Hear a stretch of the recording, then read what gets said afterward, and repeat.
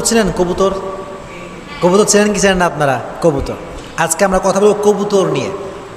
প্রিয় ভাইরা, কবুতর হচ্ছে এমন একটা পাখি, এমন একটা সুন্দর পাখি যেটাকে মানুষ ন্যাচারালি অনেক বেশি পছন্দ করে।